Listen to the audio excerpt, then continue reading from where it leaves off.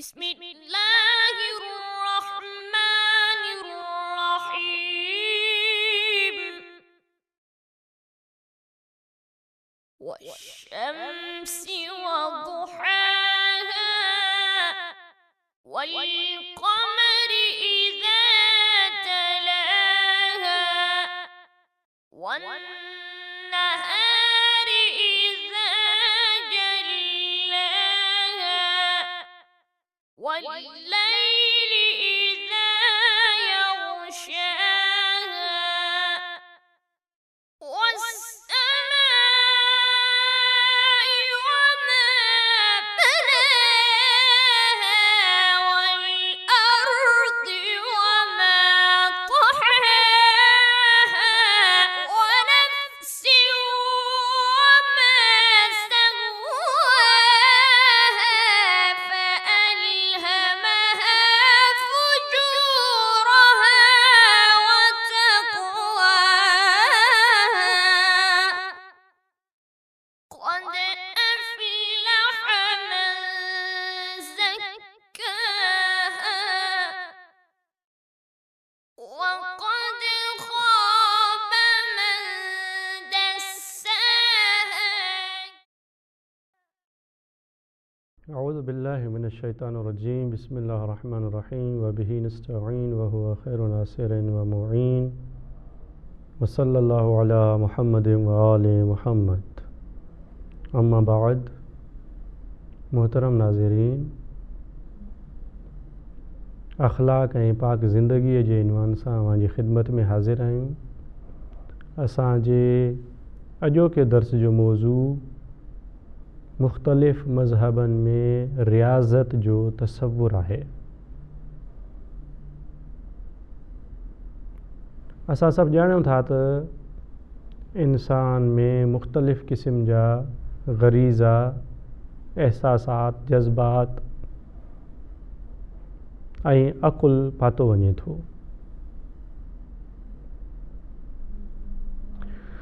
सभिनी अहले माना जो मानवियत खे क़बूल करण वारनि जो नज़रियो आहे त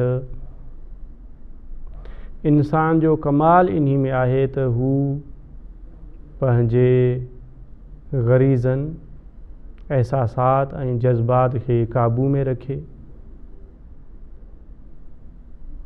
पंहिंजे नफ़सानी ख़्वाहिशनि ते ग़लबो करे। कामयाब इंसान उहो आहे जेको पंहिंजे अक़ुल खे इन्हनि सभिनी शयुनि ते ग़ालिब बणाए। नफ़सानी ख़्वाहिशात खे मग़लूब ऐं अक़ुल खे उन ते ग़ालिब बणाए, यानी ख़्वाहिशात नफ़सानी जी पैरवी न करे, नफ़्स जे इशारनि ते न हले, नफ़्स जी ॻाल्हि न मञे, उन जे मुक़ाबले में अक़ुल जी पैरवी करे, अक़ुल जे हुकुम खे क़बूल करे, अक़ुल जे हुकुम खे मञे ऐं उन ते अमल करे। इहो सभिनी मानवियत खे क़बूल करण वारनि मज़हबनि जो नज़रियो आहे। अल्लाह साईं जेतोणीकि इंसान खे इहे जज़्बा, इहे एहसासात, इहे ग़रीज़ा, इहे ख़्वाहिशूं ॾिनियूं आहिनि, इन्ही में बि रब साईं जी हिकमत आहे। लेकिन इन्हनि खे ईअं ई इस्तेमालु कजे जीअं ख़ुदा चाहे थो। इहे शयूं इंसान जे लाइ लाज़मी आहिनि। इहे ग़रीज़ा, इहे ख़्वाहिशात, इहे जज़्बात, एहसासात, इहे लाज़मी आहिनि, पर हिकु हद ताईं इन्हनि खे काबू में रखिजे। जिते इन्हनि जी ज़रूरत हुजे उन्हनि खे उते इस्तेमालु कजे। ज़ाहिरी ॻाल्हि आहे, जेकॾहिं जिन्सी ग़रीज़ो जेकॾहिं अलाह साईं इंसान जे वजूद में न रखे हा, हू जिन्स मुख़ालिफ़ ॾांहुं माइल न थिए हा, कशिश न हुजे हा जिन्स मुख़ालिफ़ जे लाइ उन जे अंदरि, हीउ जिन्सी ग़रीज़ो न हुजे हा त नस्ल अॻिते वधाइणु नामुमकिन हो। इहो जज़्बो इंसान जे लाइ लाज़मी आहे। अहिड़े नमूने कावड़, इहो जज़्बो बि इंसान जे लाइ लाज़मी आहे। जेकॾहिं इहो न हुजे हा त इंसान कॾहिं बि दिफ़ा वग़ैरह न करे सघे हा। गैरत वग़ैरह ये सभु शयूं पंहिंजी जॻह ते लाज़मी आहिनि। हर हिकु जाइ जी पंहिंजी ॻाल्हि आहे, हर ग़रीज़े जो पंहिंजो मक़ाम आहे, हर हिकु जी पंहिंजी पंहिंजी जाइ आहे, उनखे उन जाइ ते रखिजे। इहे सभु शयूं इंसानी ज़िंदगीअ जे लाइ वसीलो आहिनि, इन्हनि खे मक़सदु न बणाइजे। नाकाम थींदा उहे इंसान जेके इन्हनि शयुनि खे पंहिंजो मक़सदु बणाइनि। अलाह साईं पाक किताब में इरशाद थो फरमाए त अफ़रअयत मन इत्तख़ज़ इलाहहु हवाह, छा तो ॾिठो आहे उन माण्हू खे जेको पंहिंजे ख़्वाहिशात नफ़सानी खे पंहिंजो माबूद थो बणाए, उन जी इबादत थो करे, पंहिंजे अक़ुल खे उन मग़लूब बणाए छॾियो आहे, अक़ुल जी ॻाल्हि ई कोन थो ॿुधे, पंहिंजे ख़्वाहिशात नफ़सानी जे पोयां डोड़े थो, उन जी सॼी कोशिश ख़्वाहिशात नफ़सानी खे पूरे करणु ऐं नफ़्स खे राज़ी करणु, लज़त ऐं सुरूर वठणु आहे। लेकिन जेके बि मानवियत जा क़ाइल मज़हब आहिनि उन सभिनी जो इहो ई चवणु आहे त नफ़सानी ख़्वाहिशात जी पैरवी इंसान खे तबाह ऐं बर्बादु करे छॾींदी। नफ़सानी ख़्वाहिशात जी पैरवी इंसान जे सुकूत ऐं तनज़ुल जो सबबु आहे।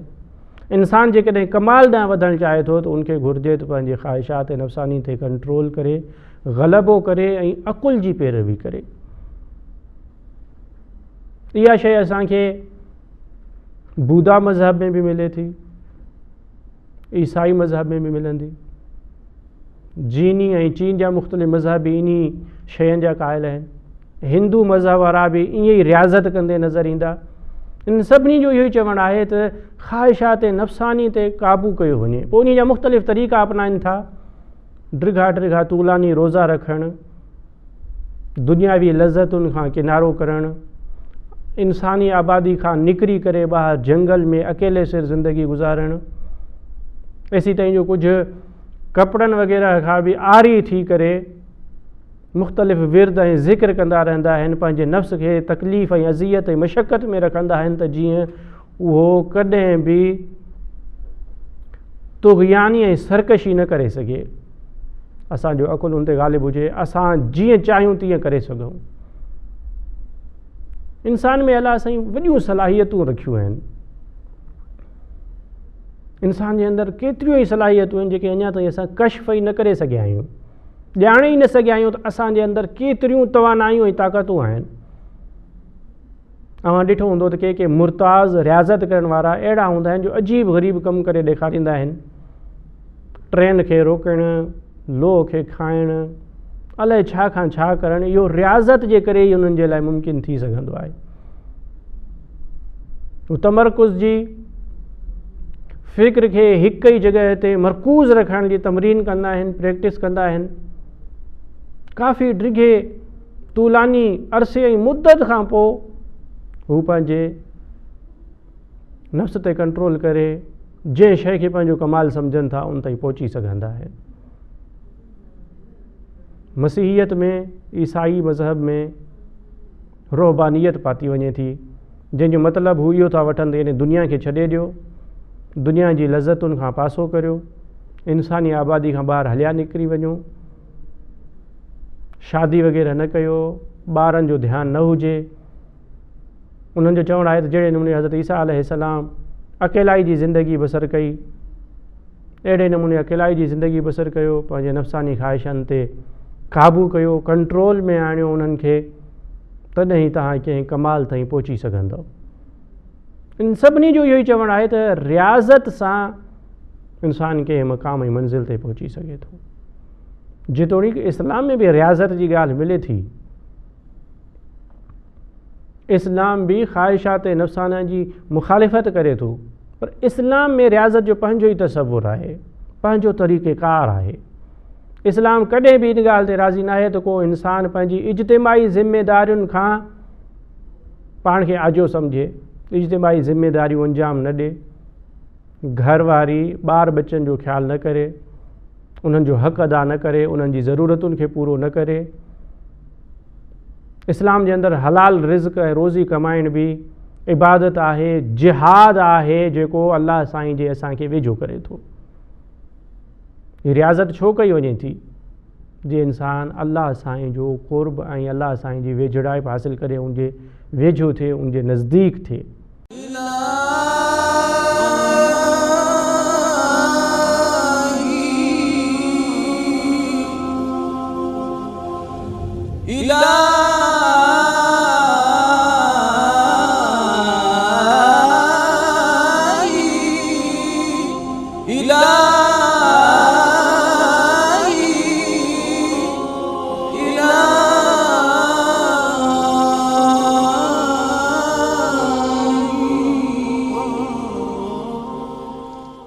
पंहिंजे अंदरि ख़ुदाई सिफ़तुनि खे पैदा करे अल्लाह साईं जे वेझो थिए, फ़ना फ़िल्लाह जे रुतबे ते फ़ाइज़ थी वञे। इन जे लाइ रियाज़त कई वञे थी, पर रियाज़त जो तरीक़ेकार इस्लाम जे अंदरि मुख़्तलिफ़ आहे, रियाज़त जो तसवुर मुख़्तलिफ़ आहे। इस्लाम कॾहिं बि इन ॻाल्हि जी हिमायत न कंदो त इंसाननि खां कटिजी वञे, कंहिं सां कंहिं क़िस्म जो को राब्तो न रखे, ॿियनि जा हक़ अदा न करे, घर वारी ॿार बचनि जा हक़ अदा न करे या उन्हनि जी ज़रूरतुनि खे पूरो न करे। रसूल अकरम सल्लल्लाहु अलैहि वसल्लम जे दौर में रसूल अकरम सल्लल्लाहु अलैहि वसल्लम जो सहाबी आहे उस्मान बिन मज़ऊन, उन्हीं जो हिकु ई पुटु आहे, सिकी लदो ॿारु, हिकु ई पुटु अथसि, उन सां ॾाढी उन सां मुहबत आहे, प्यारु आहे, उल्फत आहे, उनस आहे। उन सां इत्तेफ़ाक़ ईअं थिए थो जो उनजो इंतकाल थी वञे थो। सिकी लदे ॿार जे इंतकाल थियण जे करे हाणे हू दुख जे करे पूरी दुनिया खे छॾे थो ॾिए, एसी ताईं जो पंहिंजी घरवारी खे बि छॾे थो ॾिए। उनजो सॼो कमु हाणे इहो ई थी वियो आहे जो पंहिंजे घर में वेही रुॻो अल्लाहु अल्लाहु करे थो। दुनिया, घरवारी, घर, मिट माइट सभिनी खे छॾे करे सिर्फ़ु पंहिंजे घर खे मस्जिद बणाए इबादत में वेही थो रहे। इहा ख़बर जॾहिं रसूल अकरम सल्लल्लाहु अलैहि वसल्लम वटि पहुचे थी, पाण करीम सल्लल्लाहु अलैहि वसल्लम अचनि था ऐं अची इरशाद था फ़रमाइनि त ए उस्मान, इन्नल्लाह लम यक्तुब अलैना रुहबानिया, अल्लाह साईं असां ते अहिड़ी रुहबानियत वाजिबु न कई आहे। ईसा इन खे रुहबानियत जो नालो ॾींदा आहे, तर्के दुनिया खे, लज़तुनि खे तर्क करणु, ज़िंदगी जे ख़ूबसूरतियुनि ऐं रंगीनियनि खां पासो करणु, इन खे रुहबानियत जो नालो ॾींदा आहिनि। रसूल अकरम सल्लल्लाहु अलैहि वसल्लम था इरशाद फ़रमाइनि, अल्लाह साईं अहिड़ी रुहबानियत असां ते क़रार नाहे ॾिनी, इहो असांजे लाइ कोन्हे। इन खां बाद इन दीन जो हिकु इम्तियाज़ इहो ई आहे, सुठी सिफ़त इहा ई आहे त हिकु बुरी फ़िक्र खे बुरो करार ॾेई उन खे ग़लति साबित करे उन जाइ ते सुठी सिफ़त जो तारुफ़ कराईंदो आहे। ईअं न हुजणु घुरिजे, हीअ रुहबानियत नाहे, हीअ नाहे त पोइ छा कजे, कीअं रुहबानियत इख़्तियार कजे। उन जे बारे में रसूल अकरम सल्लल्लाहु अलैहि वसल्लम इरशाद फ़रमाइनि त इन्नमा रुहबानियत उम्मती अल जिहादो फ़ी सबीलिल्लाह, मुंहिंजी उम्मत जी रुहबानियत हीअ आहे जो हू अल्लाह जी राह में जिहाद कनि। यानी को मुस्लमान जेकॾहिं रुहबानियत इख़्तियार करणु चाहे थो त रुहबानियत तर्के दुनिया करण जो नालो न आहे। दुनिया में रही करे अल्लाह जी राह में जिहाद करणु, कोशिशि करणु, रब जी मर्ज़ी खे नाफ़िज़ करण जो नालो रुहबानियत आहे। ॿी जॻह ते रसूल अकरम सल्लल्लाहु अलैहि वसल्लम कंहिंखां सवाल कनि था त तोखे ख़बर आहे त रुहबानियत छा आहे? उन वराणियो, या रसूल अल्लाह, रुहबानियत जी ख़बर अल्लाह ऐं अल्लाह जे रसूल खे बहितर हूंदी। रसूल काइनात सल्लल्लाहु अलैहि वसल्लम इरशाद फ़रमाइनि त मुंहिंजी उम्मत में रुहबानियत नमाज, रोज़ो, जिहाद वग़ैरह आहे। यानी इहे शयूं रुहबानियत आहिनि। यानी इस्लामी अहकाम जी पैरवी करण जो नालो रुहबानियत आहे। हिलाल ऐं हराम जो ख़्यालु रखणु इहा ई रुहबानियत आहे। शरीयत जे कानून ते ज़िंदगी गुज़ारणु रुहबानियत आहे। इमाम अली अलैहिस्सलातु वस्सलाम जॾहिं बसरे पहुचनि था त उते अला बिन यज़ीद नाले शख़्स जे घर में रहनि था। उन वटि वञनि था, उन जो वॾो वसी हिकिड़ो वॾो घरु आहे आलीशान। उहो मौला अली अलैहिस्सलाम खां सवाल करे थो त ज़ुहुद छा आहे, छा ज़ुहद जी माना दुनिया खे छॾे ॾियणु आहे? अहिड़ो आलीशान घर रखणु छा ज़ुहद जे ख़िलाफ़ु आहे? इमाम अली अलैहिस्सलातु वस्सलाम उनजे साम्हूं वज़ाहत कनि था त अहिड़ी का ॻाल्हि कान्हे। इस्लाम इहो नथो चए त तव्हां वटि दुनिया न हुजे, दुनिया जे ज़रिए सां ई आख़िरत ताईं पहुची सघिबो। हीअ दुनिया खेती आहे आख़िरत जे लाइ, हिते पोखींदासीं त उते कुझु हासिलु थींदो। ॿी जॻह ते इमाम अली अलैहिस्सलातु वस्सलाम खां मनक़ूल आहे त दुनिया त औलिया इलाही जी बाज़ार आहे, हिन बाज़ार जे ज़रिए सां ई आख़िरत खे कमाए सघिजे थो, हासिलु करे सघिजे थो। ज़ुहद जी ही तफ़सीर कनि त दुनिया खे छॾे ॾिजे, दुनिया खां पासो कजे, आबादी में न रहिजे, भरपट बयाबान में हलियो वञे ऐं इंसान इज्तिमाही ज़िम्मेदारियुनि खां आजो थी वञे, इहा तफ़सीर ग़लति आहे। तॾहिं हू अर्ज़ु करे थो त मौला मुंहिंजो भाउ आहे आसिम, उन दुनिया खे छॾे ॾिनो आहे। हू क़ाइमुल लैल ऐं साइमुन नहार बणिजी वियो आहे, ॾींहं जो सॼो ॾींहुं रोज़ो रखे थो, राति जो बीही करे इबादत करे थो, न घर वारी जी फ़िक्र अथसि न ॿारनि जी, कंहिंजे लाइ को फ़िक्र कोन अथसि, हू सिर्फ़ु वेही इबादत करे थो। इमाम अली अलैहिस्सलातु वस्सलाम संदसि भाउ आसिम वटि वञनि था, इरशाद था फरमाइनि त हे शख़्स, इहे शयूं जेके अलाह साईं हिलाल कयूं आहिनि, हीअ तव्हांजे लाइ जाइज़ आहिनि, हलाल आहिनि, तो उनखे छॾे छो ॾिनो आहे? छा अलाह ही चाहे थो त हलाल कयल शयुनि खां पासो कयो वञे? न न, अलाह साईं इहे शयूं हलाल कयूं आहिनि त जीअं मुंहिंजा बाना बंदा इंसान उन्हनि मां फ़ाइदो हासिलु कनि, उन्हनि खे इस्तेमालु कनि, इहे शयूं उन्हनि जे कमु अचनि, हिन मां हू पंहिंजूं ज़रूरतूं पूरियूं करनि, पंहिंजे फितरी एहसासात ऐं जज़्बात जो पूराओ कनि, इहे शयूं अलाह साईं हलाल कयूं आहिनि। अलाह इन ते राज़ी न आहे जो उन्हनि खे छॾे ॾिजे। त ही ॻाल्हि मञियल हक़ीक़त आहे त रियाज़त सुठी शइ आहे, पर रियाज़त जो तरीक़ेकार, रियाज़त जो मक़सदु छा हुजणु घुरिजे, रियाज़त कजे कीअं, उन जा शर्त शुरूत कहिड़ा आहिनि, इन हवाले सां इख़्तिलाफ़ आहे। मुख़्तलिफ़ मज़हबनि जे हवाले सां मां ॿुधो त उन्हनि वटि रियाज़त उहा रुहबानियत जी माना में आहे। रुहबानियत जो तसव्वुर छा आहे? इस्लाम जे अंदरि रुहबानियत जी माना शरीअ जी पैरवी करणु, मुआशिरे में रहणु, ॿियनि इंसाननि जे विच में ज़िंदगी गुज़ारणु ऐं उनखां पोइ पंहिंजी वज़ीफ़े ते अमल करणु, इहा रियाज़त आहे। इहा ई इंसान खे कमाल ताईं पहुचाए सघे थी। असां पंहिंजे अॻिए दर्स में इस्लाम में रियाज़त जे तसव्वुर जे हवाले सां गुफ़्तगू कंदासीं। उन वक़्त ताईं ॾियो इजाज़त। दुआ आहे त अल्लाह साईं असांखे इन्हनि आला तालीमात ते अमल करण जी तौफ़ीक़ अता फ़रमाए। अस्सलामु अलैकुम वरहमतुल्लाहि वबरकातुहू। अल्लाहुम्मा अन्फ़अना बिल-इल्म वज़य्यिन्ना बिल-हिल्म वजम्मिलना बिल-आफ़िया वकर्रिमना बित-तक़वा برحمتك يا أرحم الراحمين.